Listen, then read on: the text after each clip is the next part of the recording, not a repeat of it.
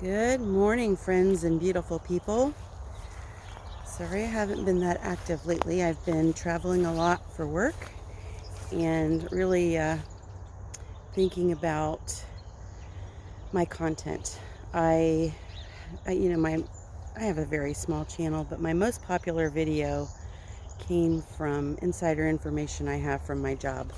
And while I wanted to elaborate more on it, I had to be careful with what I was saying because I don't want to get my employer in trouble, and I certainly don't want to get myself in trouble.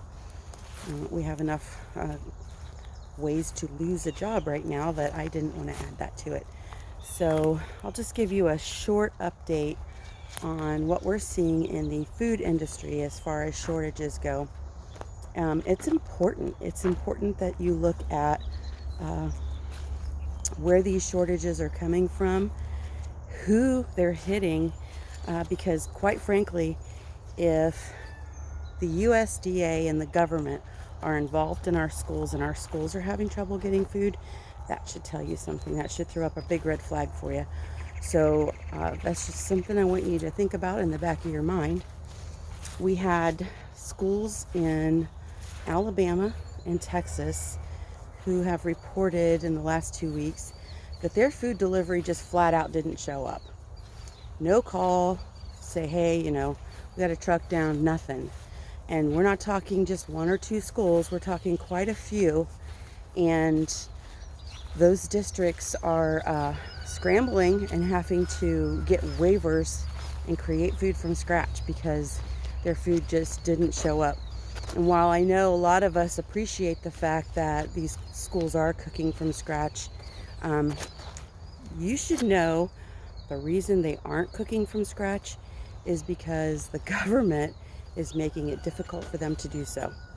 Um, all of their, I'm trying to think of a layman's way to describe it, all of their recipes have to get certified so that someone along the line has said to them, okay, your recipe meets 2 meat requirements, 1 vegetable requirement, 1 grain requirement, whatever the requirements are.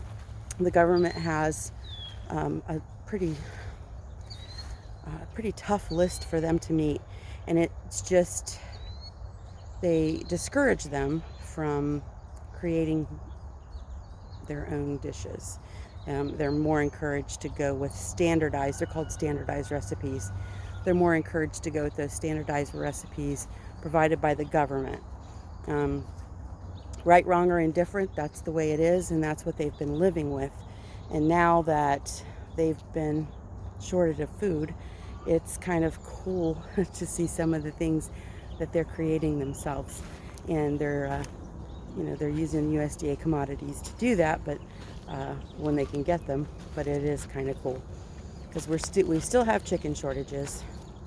The update on that is that they're saying we're going to have chicken shortages until winter of 2022, at least.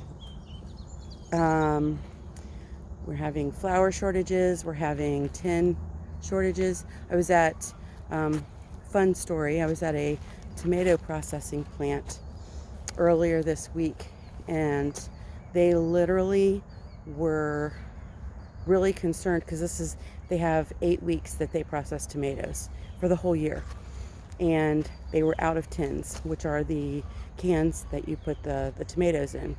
They were literally unloading tins off the back of one semi and taking them right to the sterilizing line so that they could process the tomatoes. That's how close it came. And there are other manufacturers who were just flat out shorted their tins and they couldn't get them. So if you look at that with my manufacturer, and they have a great relationship with who they were getting their tins from, they're both companies from the same state. They've had a relationship that's lasted generations, and one made sure the other one was covered. There are those large corporations that aren't going to have that flexibility, and that's going to be a concern as we are processing all of the harvest for this year. Another thing that we had was the state of Utah. Most of the districts, from what I understand, most of the districts did not have milk this week. There was a milk shortage, and they were told that they could alternately serve juice or water. So a lot of those kids got water. It's the 1% milk is what they're allowed to serve, so really it's about the same thing for me. But it just goes to show that this is, number one, nationwide. Number two, not limited to one aspect of our food. And number three, it's increasing. I'm in a couple of school nutrition groups, and I watch these ladies every day just worry. And let me tell you this, they worry about feeding your children. They worry about making sure they're full, and they worry about making sure that they're getting healthy food. It's not what a lot of people stereotype it to be, that they're just throwing mush out there and calling it lunch. Most of those ladies, 100%, are grieving for what is happening to your child's school lunch. And you need to know that, appreciate that, and remember that those ladies were working during the pandemic to box up those lunches to make sure that those schools were able to deliver food to the kids. Another thing that we're seeing is the trucking shortage is still terrible. It's getting worse. You've all seen the news about all of the... Thank you, Mr. Airplane. Ouch! Sorry, I got a cat trying to crawl up my leg. We've all seen the news footage about all the cargo ships lined up, and while we would like to buy all American whenever possible, that just isn't reality.